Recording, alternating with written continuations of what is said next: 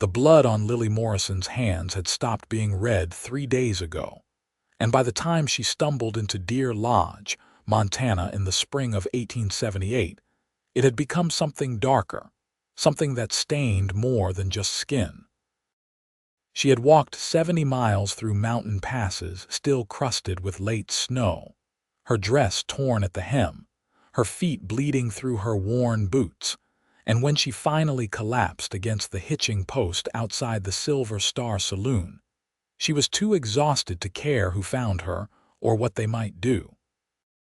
Owen Ingram had been mending fence posts on the edge of his ranch when he saw the woman fall. He was a tall man, 26 years old, with hands that knew the weight of hard work and eyes that had seen enough grief to recognize it in others. His horse, a gray mare named Patience, carried him into town fast enough that he reached the woman before anyone else thought to help. Most folks in Deer Lodge had learned to mind their own business, especially when strangers arrived looking like trouble. "Madam," Owen said, crouching beside her. Up close, he could see she was young, maybe 23 or 24, with dark hair that had come loose from its pins and green eyes that held a wildness he recognized from animals caught in traps. "Can you hear me?" Lily turned her head slowly, as if the movement cost her everything. Her lips were cracked and bleeding. "Leave me," she whispered. "Cannot do that," Owen said simply.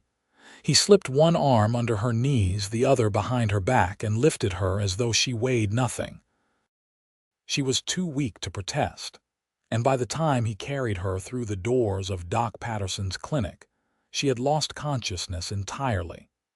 Doc Patterson was a gruff man in his 50s who had seen every kind of injury and illness the frontier could produce. He cleared his examination table with one sweep of his arm, sending papers fluttering to the floor, and gestured for Owen to lay her down. "What happened to her?" "Do not know," Owen said. "Found her outside the saloon." The doctor worked quickly, checking her pulse, examining her hands and feet. "Exposure, dehydration, exhaustion. She has walked a long way. These wounds on her hands are old, maybe a week. What caused them, I cannot say." He paused, looking at Owen with sharp eyes. "You taking responsibility for her?" Owen hesitated. He had no business taking on a stranger's troubles. His ranch was barely profitable, he had debts to pay, and he spent most of his days working from dawn until well past dark just to keep his head above water. But something in the woman's face, even slack with unconsciousness, spoke to something broken in him. He had been broken 3 years ago when his wife Sarah died in childbirth along with their son, and he had never properly healed. Maybe that was why he nodded. "I will see she is cared for. Then she can stay here tonight. I will watch her. You come back in the morning, we will see if she can talk." Owen returned to his ranch as the sun set, painting the Montana sky in shades of copper and gold. His house was small, just 3 rooms, built with his own hands before he married Sarah. He had planned to add on, to build rooms for the children they would have. Now it stood incomplete, a monument to futures that would never arrive. He ate a cold supper of bread and cheese, then sat on his porch watching the stars emerge, thinking about the woman with the wild eyes and wondering what had put that look there. By morning, Lily was awake. Doc Patterson had given her water and broth, and though she was still weak, she could sit up when Owen arrived. She watched him enter with the wariness of someone who had learned not to trust. "I am Owen Ingram," he said, pulling up a chair. "I brought you here yesterday." "You should not have bothered," Lily said. Her voice was hoarse but steady. "You would have died." "Maybe that would have been better." Owen studied her for a long moment. "You running from something." Lily's hands clenched in her lap, and he saw her wince as the movement pulled at the healing wounds on her palms. "That is not your concern." "Fair enough," Owen said. "But you are in Deer Lodge now and people will ask questions. Sheriff Coleman especially. He does not like mysteries." Then I will leave as soon as I am able. And go where? Lily looked away toward the window where morning light streamed through thin curtains. Anywhere. It does not matter. Doc Patterson came in then, carrying a tray with more broth and some bread. She needs rest and food, Owen. At least a few more days before she should be walking. She can stay at my place, Owen heard himself say, surprising himself as much as the others. I have the room and it is quieter than town. Lily's head snapped toward him. No, I will not impose on a stranger. You have no money, no supplies, and nowhere to go, Owen said practically. And I have a house too big for one person. You can help with cooking and mending if it makes you feel better about accepting help, but you need somewhere to recover, and I am offering. Something flickered in Lily's eyes, something that might have been hope if hope had not been beaten down so many times it forgot how to stand. Why would you do this? Owen stood, settling his hat back on his head. Because somebody should. 2 days later, when Lily was strong enough to travel the 3 miles to Owen's ranch, he came for her in a wagon. She wore a clean dress that Doc Patterson's wife had donated, and her hair was pinned up properly, but she still had that trapped animal look that made Owen move slowly around her, careful not to startle. The ranch was beautiful in a sparse, honest way. The house sat in a valley with mountains rising on 3 sides, and a creek ran nearby, its water clear and cold from snowmelt. There were corrals for horses, a barn that needed repairs, and fields that would soon need planting. It is not much, Owen said, helping her down from the wagon. It is more than I deserve, Lily said quietly. Owen showed her inside, pointing out the kitchen, the main room with its fireplace, and the small bedroom where she would stay. His own room was across the house, separated by the main room, which seemed to ease something in her shoulders. I will not bother you, he said.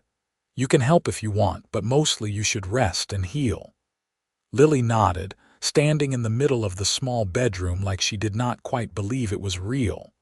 When Owen left, closing the door gently behind him, she sat on the bed and let herself shake. She had not expected kindness.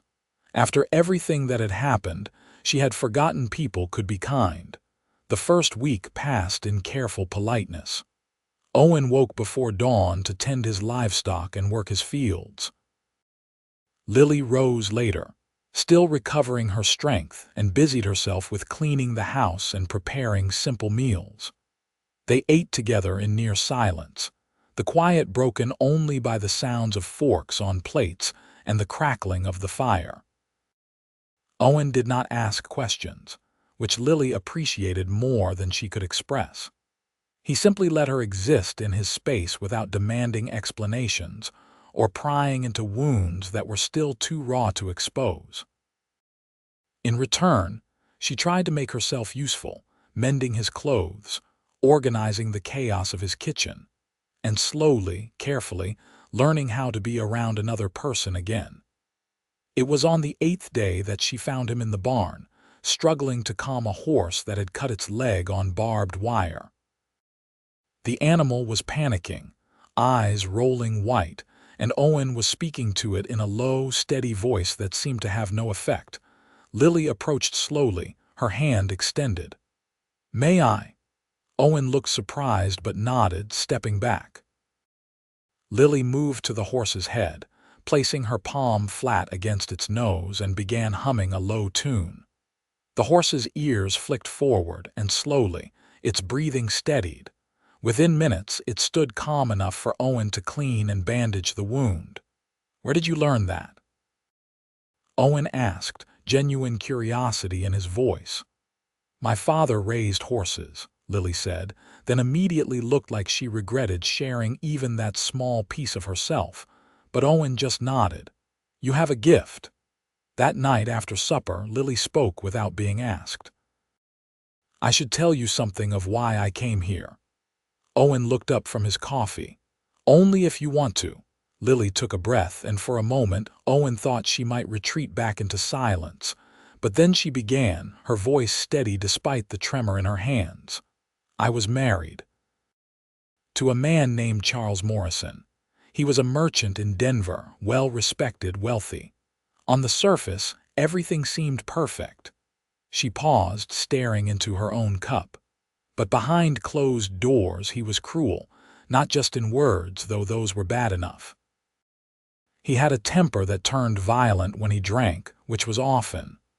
Owen felt something cold settle in his chest, but he kept his face neutral, letting her speak. I endured it for 2 years. I told myself it would get better, that I had made vows before God, that a wife's duty was to submit and be patient. But then one night, he came home worse than usual.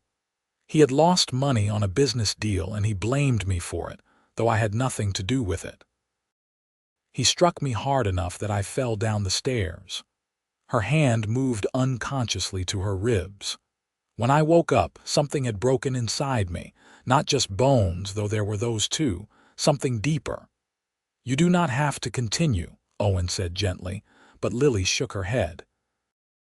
No, you have been kind to me. You deserve to know what kind of trouble you have invited into your home. She drew another breath. I waited until he fell asleep, drunk as always. Then I took what little money I could find and I ran. I walked for days, sleeping in barns and abandoned buildings, stealing food when I had to. And 3 days before I reached Deer Lodge, Charles found me. The silence stretched between them. He tried to drag me back. We fought. There was a knife, his knife that he always carried. We struggled for it, and then she looked at her hands, at the scars that crossed her palms. Then he was on the ground, bleeding, and I was holding the knife.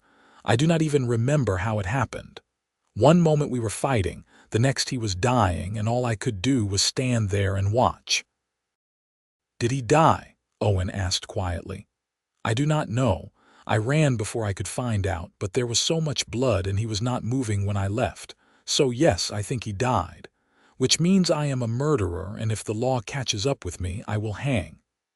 Owen set down his coffee cup carefully. Did you stab him deliberately? I do not remember. It all happened so fast. I was trying to get away from him, trying to get the knife away so he could not hurt me again, and then suddenly it was over. That is not murder, Owen said firmly. That is defending yourself. The law might not see it that way. And even if they did, I still killed a man. I still have his blood on my hands, even though I have scrubbed them until they are raw. I still see his face every time I close my eyes. I am broken, Owen, broken beyond repair. Whatever goodness or light I might have had once, he beat it out of me, and then I finished the job myself when I took his life. Owen stood and walked to the window, looking out at the darkness. When he turned back, his face was gentle but resolute. I had a wife once, Sarah. She was the kindest person I ever knew, full of joy and hope for the future. When she told me she was with child, I thought I could not be happier. I built extra rooms on this house, made plans for teaching our son or daughter to ride, to work the land, to love this place as much as I did. Lily waited, sensing the weight of what was coming. But childbirth took her. The baby got stuck, and though Doc Patterson did everything he could, we lost them both. Sarah died after 3 days of agony, and our son never took a single breath. His voice cracked, and he cleared his throat. I buried them both up on the hill behind the house, where Sarah always liked to watch the sunset. And after I buried them, I came back to this house that was too big and too quiet, and I thought about following them into the ground. Owen, Lily whispered. I did not do it, obviously. But for a long time, I was just going through the motions of living without actually being alive. I worked until I was too exhausted to think. I avoided people, and I told myself that this was all there was left for me. I was broken too, Lily. Some days I still am. The pieces of me do not fit together the way they used to, and I do not think they ever will. He crossed the room and sat back down, looking at her directly. So when you say you are broken beyond repair, I understand what you mean. But maybe that is all right. Maybe we do not need to be fixed. Maybe we just need to figure out how to keep living anyway. Lily's eyes filled with tears, the first Owen had seen her shed. I do not know how to do that. Neither do I most days, Owen admitted. But maybe we can figure it out together, if you want to stay, I mean. Not out of obligation or because you have nowhere else to go, but because you want to. Why would you want that? I am a stranger, possibly a murderer with a past that could bring trouble to your door. Because, Owen said simply, I have been alone in this house for 3 years, and in the week you have been here, it has felt a little less empty. Because I see something in you that reminds me of myself, and maybe that means we can help each other. Because when I found you collapsed in town, I made a choice, and I do not make those lightly. I chose to help you, and I would like to keep doing that if you will let me. Lily wiped at her eyes with the back of her hand. I am not good company. Neither am I, Owen said, and there was the ghost of a smile on his face. Lily found herself smiling back just a little. Then we will be broken together. Exactly, Owen said. That conversation marked a turning point. The careful politeness between them eased into something more genuine. Lily began to help more around the ranch, working with the horses as her strength returned. And Owen found excuses to spend time near her, teaching her about the land and the work that went into maintaining it. One morning, as they worked together to repair fence posts, Lily asked, "Do you ever get lonely out here?" Owen hammered another post into the ground before answering. "All the time, but I got used to it, I suppose, or I thought I did." "What changed?" He glanced at her, shading his eyes from the bright sun. "You arrived." Lily felt warmth spread through her chest, unfamiliar and a little frightening. "I will leave if you want me to, if this is too much." "Do not even think it," Owen said firmly. "I meant what I said. You are welcome here for as long as you want to stay." As spring deepened into early summer, Lily began to heal in ways that went beyond the physical. The wounds on her hands faded to thin, white scars, her bruised ribs stopped aching, and the exhaustion that had dogged her steps gradually lifted. But more importantly, the trapped animal look in her eyes began to soften. She started to sleep through the night without waking in panic. She laughed at something funny, Owen said, a real laugh that surprised them both. She planted a vegetable garden near the house and spent her evenings tending it, finding peace in the simple act of nurturing life instead of fearing for her own. Owen, for his part, found himself changing too. He caught himself singing while he worked, something he had not done since Sarah died. He looked forward to meals not just as fuel, but as time spent in Lily's company.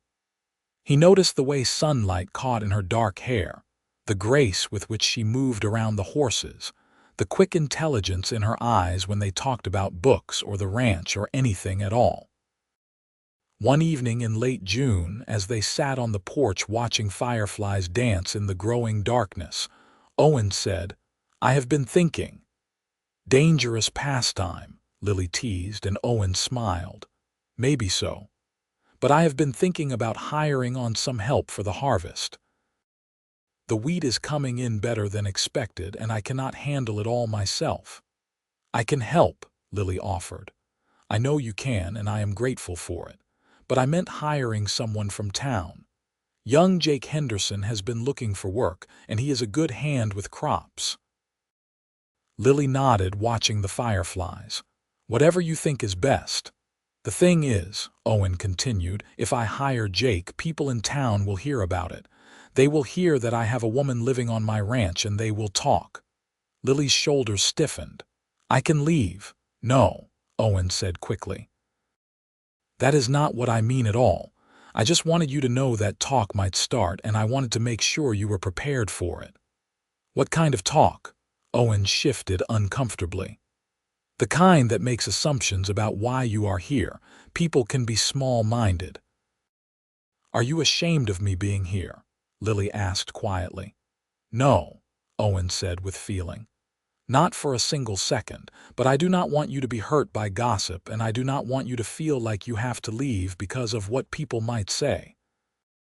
Lily was quiet for a moment, then said, "I stopped caring what people thought when I left Denver. Let them talk. I know the truth, and so do you." Relief flooded through Owen. "All right then. I will ask Jake to help with the harvest." Jake Henderson arrived the following week, a cheerful 18-year-old with more enthusiasm than skill but a willingness to learn. If he was curious about Lily's presence on the ranch, he was polite enough not to ask directly. He worked hard, took his meals with them, and regaled them with stories from town that made Lily laugh despite herself. It was Jake who brought the first news that made Owen's blood run cold. They were eating lunch on the porch, enjoying a rare breeze, when Jake said casually, "Say, Miss Lily, you would not happen to be from Denver way, would you?" Lily went very still. "Why do you ask?" "Oh, just that there is a fellow in town asking questions about a woman matching your description. Says his name is Morrison, says he is looking for his wife who ran off, and he is real worried about her." The plate slipped from Lily's hands and shattered on the porch floor. Owen was on his feet immediately, his hand on her shoulder. "Easy now. He is alive," Lily whispered. "Charles is alive, and he found me." Jake looked between them, confused and alarmed. "Did I say something wrong?" "Jake, I need you to listen carefully," Owen said, his voice steady but hard. "That man is not what he claims to be. He is dangerous, and if he comes here, you keep your distance, understand?" "Yes, sir," Jake said, standing as well. "Should I go get the sheriff?" "Not yet," Owen said. "Let me think." But there was no time to think, because at that moment 3 riders appeared on the ridge overlooking the ranch. Owen recognized the man in front immediately from Jake's description. Charles Morrison was a handsome man in his 30s, well-dressed and sitting his horse like someone accustomed to getting what he wanted. The 2 men flanking him looked like hired guns, hard-faced and heavily armed. "Lily," Charles called out, his voice carrying across the distance. "I know you are there, darling. I have come to take you home." Lily had gone pale as milk, her entire body shaking. Owen stepped in front of her. "Go inside," he said quietly. "Lock the door, do not come out no matter what happens." "He will kill you," Lily said, her voice raw with fear. "He will have to get through me first." Owen's hand moved to the rifle he kept near the door. "Jake, you go with her. Make sure she stays safe." "I am not leaving you alone," Jake said stubbornly. "Boy, this is not your fight. You are my employer, and Miss Lily has been nothing but kind to me. That makes it my fight." Owen did not have time to argue. The riders were coming down the slope, moving at an easy pace that spoke of confidence. Owen stepped off the porch, rifle in hand but not raised. He was a good shot, but 3 against 1 were poor odds, even with Jake backing him up. Charles reined in his horse 20 feet away, his smile cold and self-satisfied. "You must be the man who has been harboring my wife." "I am Charles Morrison, and I appreciate you keeping her safe until I could retrieve her." "The lady stays here," Owen said flatly. "The lady is my wife, bound to me by law and by God. What she wants is irrelevant. She wants to be left alone. That makes it very relevant." Charles's smile widened. "Ah, I see. You have developed feelings for her. How touching. Tell me, did she tell you about what she did to me? About how she tried to murder me in my sleep? She told me she defended herself when you attacked her. Is that what she said?" Charles laughed, a sound without humor. "Let me tell you the truth. I came home to find her packing her things, stealing from me. When I tried to stop her, she pulled a knife and stabbed me in the chest. I nearly died, spent weeks recovering, and all the while I have been searching for her so she can face justice." "That is a lie," Lily's voice rang out, and Owen turned to see her standing in the doorway despite his instructions. Her face was pale, but her jaw was set. "You came home drunk and beat me until I could barely stand. Everything else happened because I was trying to survive you." "See," Charles said to Owen, spreading his hands. "She is delusional, perhaps even mad. I am only trying to help her." "You are trying to control her," Owen said. "And I am telling you plainly it will not happen. Not here." Charles's expression hardened. "I will give you one chance to step aside. After that, my associates here will remove you from the equation and I will take what is mine." The two gunmen shifted in their saddles, hands moving toward their weapons. Owen raised his rifle, aiming it directly at Charles. "And I will give you one chance to turn around and ride away, because if shooting starts, you are the first one to die, and I do not miss at this range." For a long moment, nobody moved. Then Jake stepped out onto the porch, a shotgun in his hands that he held with surprising steadiness for a young man. "That is 2 of us, 3 of you, but Mr. Ingram is right. You would go down first, and I reckon that changes your thinking some." One of the gunmen spoke up, his voice gravelly. "Morrison, you did not say nothing about riding into a shooting situation. You said we were just coming to collect your wife." "I am paying you well enough to handle a shooting situation," Charles snapped. "Not well enough to die for," the gunman said. "If the man has a legal claim, get the sheriff. We are hired for protection, not murder." Charles's face flushed with anger. "You cowards!" "Call us what you want," the second gunman said. "We are leaving." He wheeled his horse and rode off, and after a moment's hesitation, the first gunman followed. That left Charles alone, facing Owen's rifle and Jake's shotgun, and all the confidence had drained from his face, replaced by something ugly and desperate. "This is not over, Lily. You are my wife, and I will have you back." "No," Lily said, and her voice was stronger than Owen had ever heard it.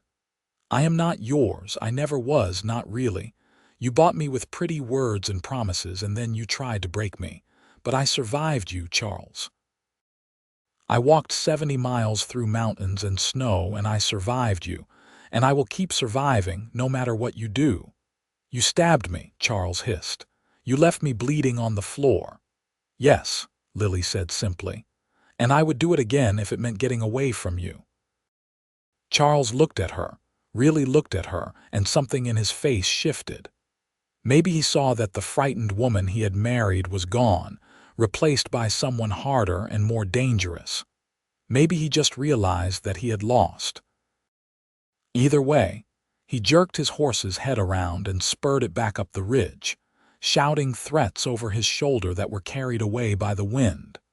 Owen kept his rifle raised until Charles disappeared over the crest of the hill. Then he lowered it slowly, letting out a breath he had not realized he was holding. "Jake, ride into town and get Sheriff Coleman. Tell him everything." "Yes, sir," Jake said, already moving toward the barn. Owen turned to Lily, who stood on the porch looking like she might collapse. He climbed the steps and caught her as her knees gave out, holding her steady. "It is all right. You are safe." "He will come back," Lily said, her voice muffled against his chest. "He always comes back. Not if the sheriff does his job. And if he does come back, he will find out that you are not alone anymore." Lily pulled back enough to look up at him, and Owen saw tears streaming down her face. But they were not just tears of fear. There was relief there too, and something else he could not quite name. "Why are you doing this? Why are you risking everything for me?" Owen brushed a strand of hair from her face, his touch gentle. "Because when you are broken, you understand other broken things. Because you deserve to be safe and free. Because—" He hesitated, then pushed forward. "Because I care about you, Lily. More than I probably should, more than I plan to, but it is the truth." "Owen," Lily whispered. "You do not have to say anything," Owen said quickly. "I just wanted you to know. Whatever happens next, whatever you decide to do, I wanted you to know that you matter to me." Lily reached up and touched his face, her scarred palm resting against his cheek. "I care about you too. I have been trying not to, telling myself it was too soon, too complicated, too dangerous, but I cannot help it. You made me feel human again. You made me feel like maybe I was worth saving."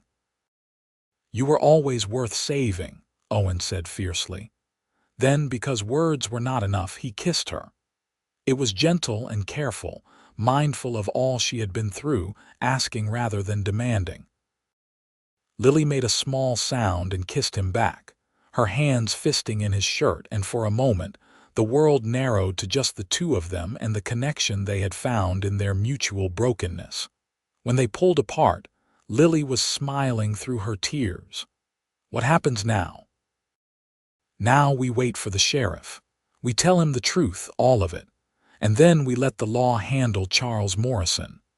Sheriff Coleman arrived an hour later with Jake, and Owen and Lily told him everything. The sheriff, a grizzled veteran of frontier justice, listened carefully, taking notes and asking pointed questions. When they were finished, he sat back in his chair and studied them both. "This is a complicated situation," he said finally. "Morrison has made claims of attempted murder which are serious. But from what you are telling me, Miss Morrison, it sounds like self-defense during an assault." "It was," Lily said firmly. "Problem is, it happened in Colorado, not Montana. I have no jurisdiction there. What I can do is send a wire to the authorities in Denver, explain the situation, and see what they say. In the meantime, I can tell Morrison to stay away from you and this property." "Will that be enough?" Owen asked. "For now. If he tries anything, you come get me immediately. And if the Denver authorities want to pursue charges, we will cross that bridge when we come to it." It was not a perfect solution, but it was something. Sheriff Coleman rode back to town to send his telegrams, and Owen, Lily, and Jake were left alone on the ranch as the sun began to set. "Thank you, Jake," Lily said to the young man. "You did not have to stand with us." Jake shrugged, looking embarrassed. "My pa always said you judge a man by how he treats people who cannot defend themselves. Morrison was a bully, plain and simple, and you folks have been good to me." It was the right thing to do. After Jake headed home for the night, Owen and Lily sat together on the porch as had become their habit, but now there was no careful distance between them. Owen had his arm around Lily's shoulders and she leaned into him, drawing comfort from his solid presence. "I am scared," she admitted quietly. "I know, so am I. What if the authorities in Denver demand I come back to face trial? Then we will get you a good lawyer and we will fight it. But Lily, you defended yourself. Any reasonable person will see that. Charles is a respected merchant. I am just his wife and not even a good one in the eyes of most people.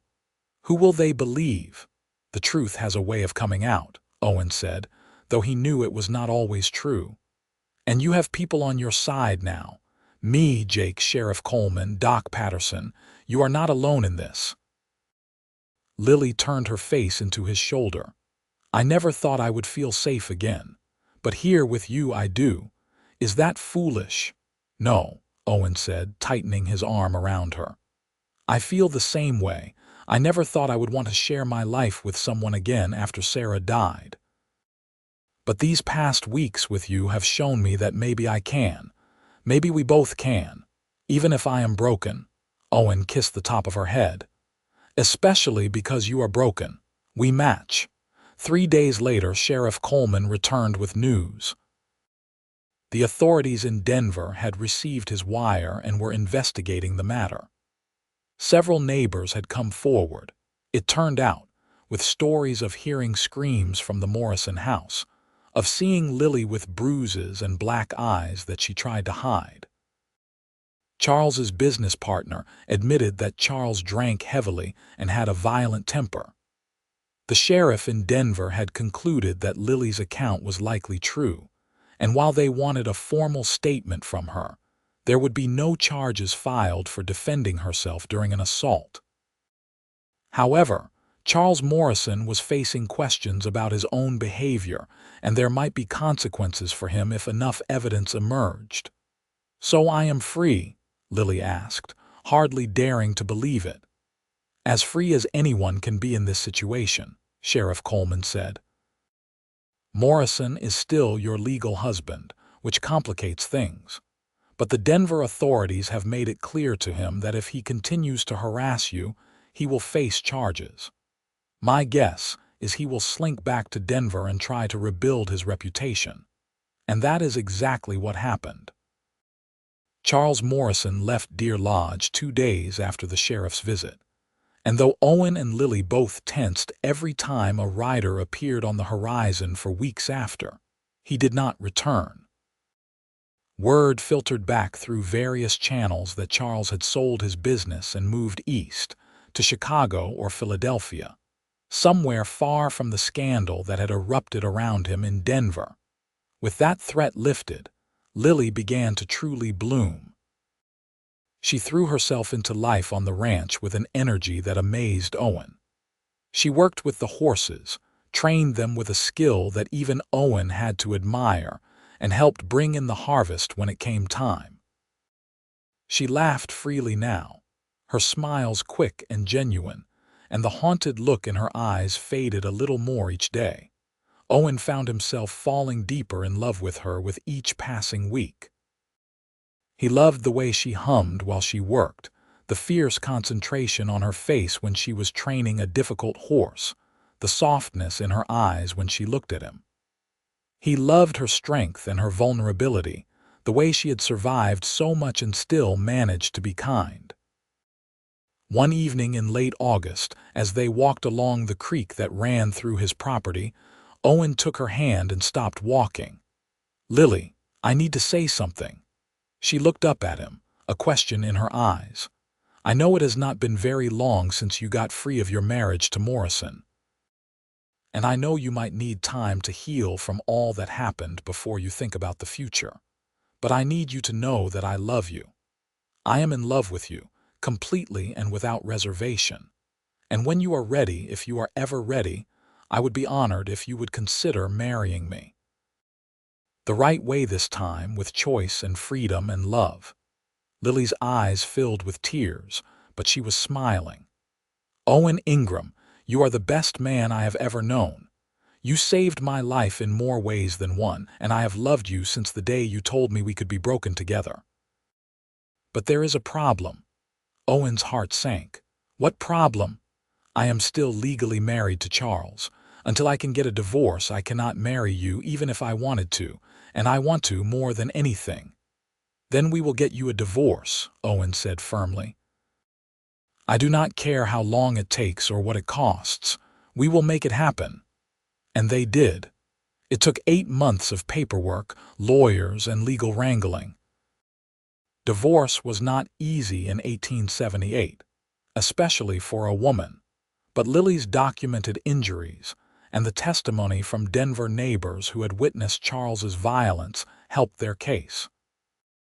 In April of 1879, exactly 1 year after Lily had stumbled into Deer Lodge, a judge in Montana granted her divorce on the grounds of extreme cruelty. Owen and Lily married 2 weeks later in a simple ceremony at the church in Deer Lodge. Doc Patterson gave Lily away, Sheriff Coleman stood up as Owen's best man, and Jake Henderson grinned through the entire service. Lily wore a simple blue dress that brought out her eyes, and Owen wore his best suit, his hair slicked back and his boots polished until they shone. When the preacher said, "You may kiss your bride," Owen did so with reverence and joy, and Lily kissed him back with a freedom she had never felt before.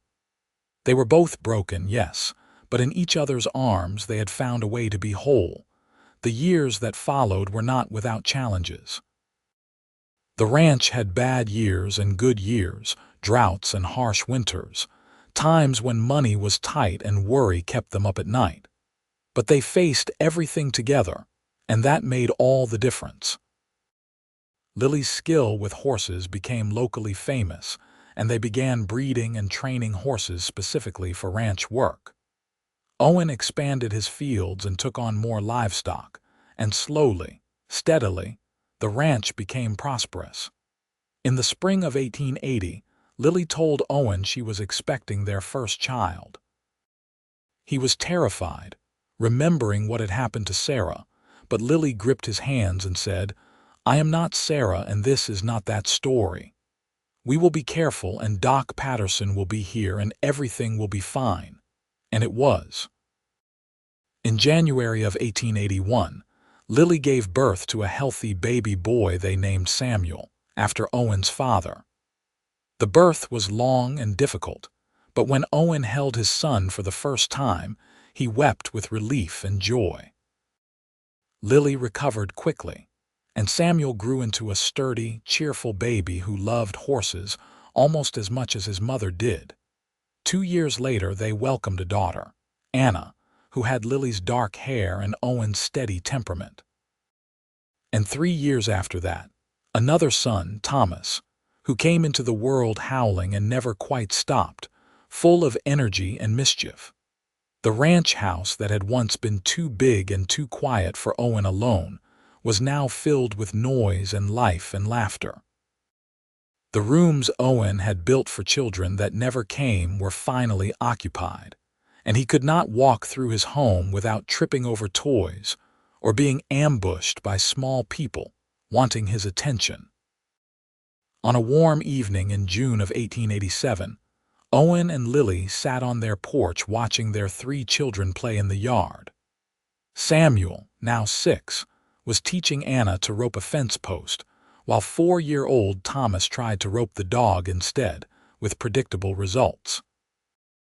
Lily's hand was in Owen's, their fingers intertwined in a way that had become as natural as breathing. "You remember the day we met?" Lily asked. "Every detail," Owen said. "You were collapsed against the hitching post, more dead than alive, and I thought you were the saddest thing I had ever seen." "I was the saddest thing," Lily said with a small laugh. "I had given up on everything, including myself. But you did not give up.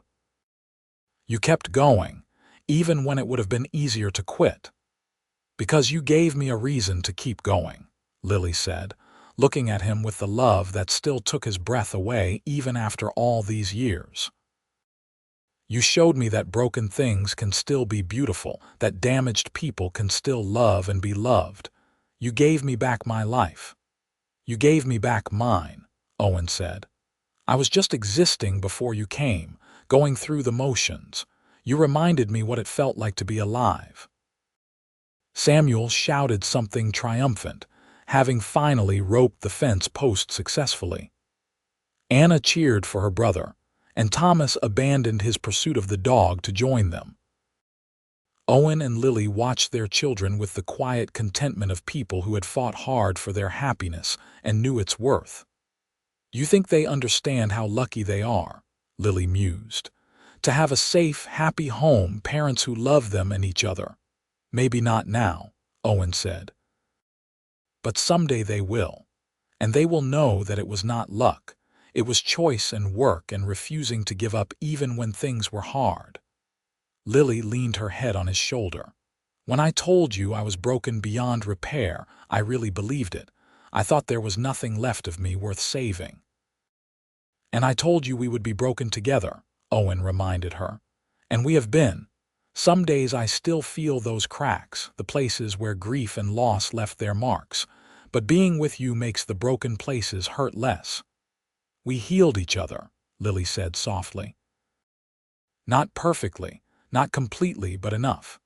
Enough to build this life, this family, this love." As the sun set over the Montana mountains, painting the sky in shades of rose and gold, Owen pulled Lily closer and kissed her temple.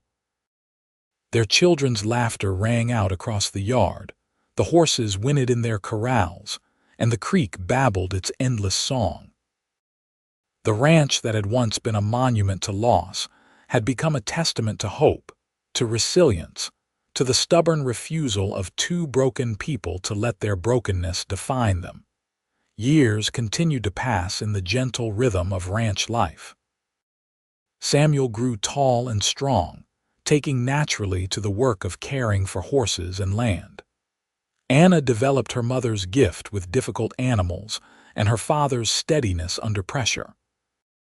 Thomas, wild as a Mustang, eventually settled into his role as the family charmer, able to talk his way out of most trouble and into most people's good graces.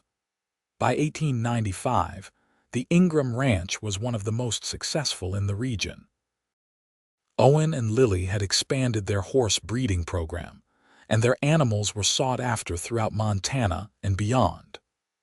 They employed several ranch hands, including Jake Henderson, who had become Owen's right-hand man and married a girl from town who adored him. On their 16th wedding anniversary, Owen took Lily to the hill behind the house where Sarah and the baby were buried. He had not brought her there before, respecting the privacy of his grief, but now it felt right. "I wanted you to meet them, in a way," Owen said as they stood before the simple headstones. "Sarah was a good woman and I loved her. I need you to know that loving you does not diminish that. It is just different. You both shaped me into the man I am." Lily knelt and placed wildflowers on the graves. "I am grateful to her. She taught you how to love, how to be a good husband and father. Without her, you might not have been the man who saved me." "Do you ever think about Morrison?" Owen asked. "Sometimes," Lily admitted. "Mostly I wonder if he ever changed, if he ever understood what he did wrong. But I do not waste much time on it. He is the past, and you are my present and future." They heard from Charles Morrison one more time in 1898. A letter arrived from Philadelphia, written in a shaky hand. Charles was dying, he wrote, and he wanted Lily to know that he was sorry. The years had given him perspective, he claimed, and he could see now that he had been a monster to her. He did not expect forgiveness, but he wanted her to know that she had been right to leave, right to defend herself, right to build a new life. Lily read the letter twice, then burned it in the fireplace. "I hope he made his peace with God," she told Owen. "But I do not need to give him my forgiveness to move on. I already have moved on." "Are you sure?" Owen asked, watching the letter turn to ash. "I am sure. That part of my life is over. This is my life now, with you and our children and everything we have built together. Charles Morrison is just a shadow, and shadows cannot hurt me anymore." Charles died a month later, and Lily felt nothing but a distant, abstract sadness that any human life had been wasted on cruelty and violence. She did not attend the funeral, did not acknowledge his death beyond a moment of silence. He had been her nightmare once, but she had woken up, and nightmares could not follow you into the light of day. In 1901, Samuel married a teacher from Deer Lodge named Catherine, and they moved into a house Owen and Lily built for them on the ranch property. Anna, fierce and independent, announced she had no interest in marriage and instead wanted to attend veterinary school, one of the first women in Montana to do so. Owen and Lily supported her dream without hesitation, proud of her courage. Thomas, at 18, was courting a rancher's daughter from the next valley over, and wedding bells seemed inevitable. One night, as Owen and Lily lay in bed in the house that had witnessed so much life and love, Lily said, "Do you remember when you said maybe we did not need to be fixed, we just needed to figure out how to keep living?" "I remember," Owen said, his hand finding hers in the darkness. "You were right. We did not fix each other. We just learned to live with our broken pieces, and somewhere along the way, those pieces became part of who we are instead of all we are." "You are very philosophical tonight," Owen teased gently. "I am old tonight," Lily said with a laugh. 46 years old. When did that happen?" "Time moves whether we pay attention or not," Owen said, "but I would not change a moment of the time we have had together. Not even the hard parts, especially not the hard parts. They taught us what we were made of. They showed us what we could survive and what we could build from the ashes." Lily rolled over to face him, though she could barely see his features in the dark. "I love you, Owen Ingram. I have loved you for 23 years, and I will love you for whatever time we have left. And I love you, Lily Ingram. From the moment I found you collapsed in the dirt, through every trial and triumph until my last breath."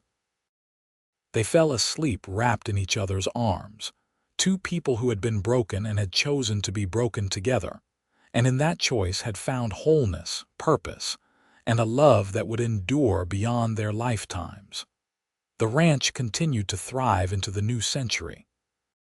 Samuel and Catherine had 4 children who ran wild through the property just as their father had.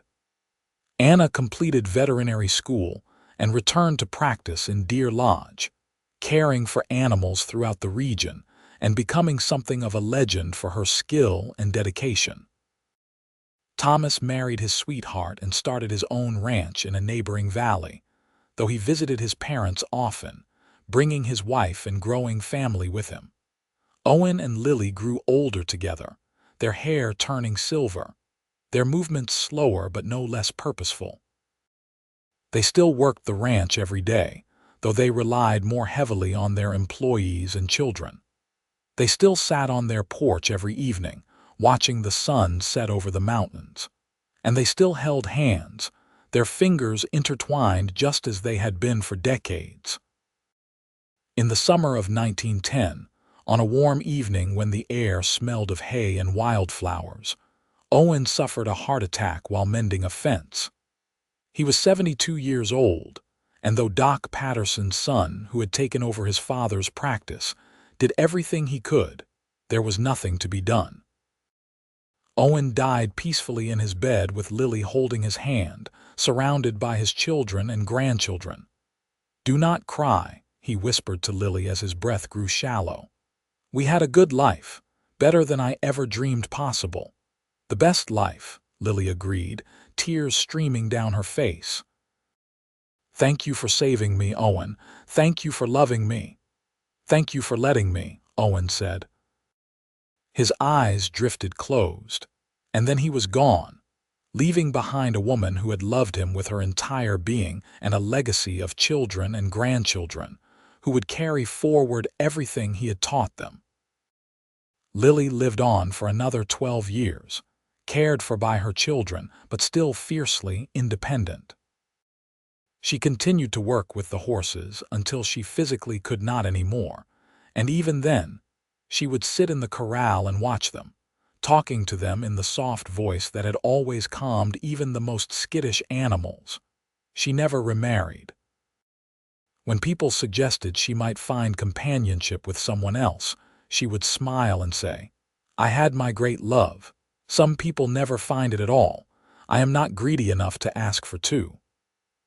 On a cold January morning in 1922, Lily passed away in her sleep at the age of 67.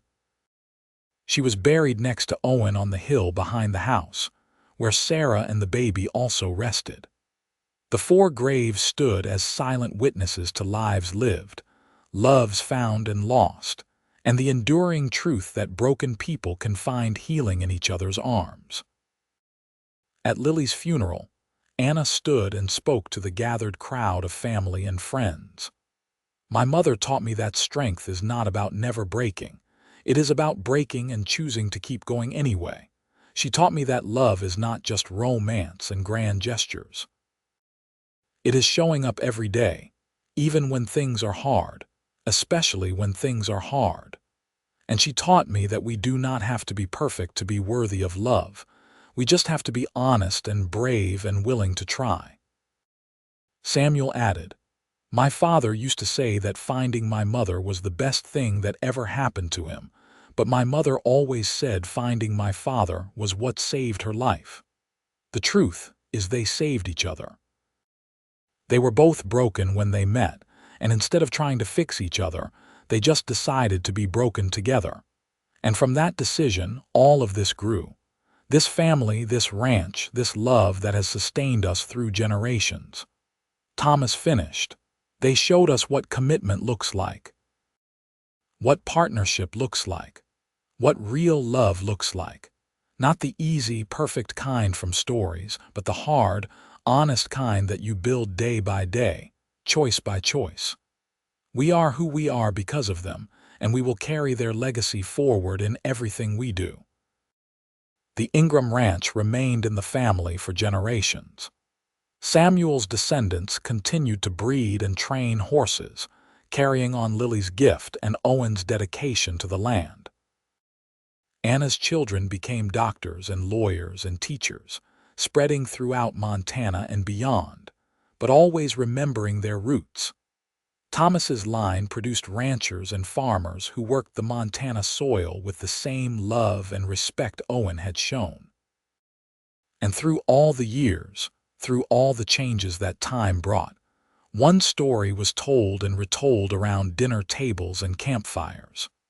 The story of a woman who arrived in Deer Lodge broken and desperate, and a man who was broken in his own way, and how they chose each other despite everything. How they built a life and a love from the rubble of their broken pasts. How they proved that being broken is not the end of the story, but sometimes just the beginning. Their graves on the hill remained a place of pilgrimage for their descendants. Wildflowers always grew there, planted by children and grandchildren and great-grandchildren who wanted to honor the people who had started it all. And if you stood there quietly in the evening, as the sun set over the Montana mountains painting the sky in shades of copper and gold, you could almost feel their presence. Two souls who had found each other in their darkest moments and had chosen to walk through life together, broken pieces and all, creating something beautiful from their pain. The lesson they left behind was simple but profound, spoken in Owen's steady voice and Lily's fierce determination, carried forward through generations. Being broken is not something to be ashamed of, and healing does not always mean becoming what you were before. Sometimes it means accepting your scars, finding someone who sees them and loves you anyway, and building a new life that honors both the pain you have survived and the hope you carry forward. In the end, that was their true legacy. Not just the ranch or the family or the horses, though those were important.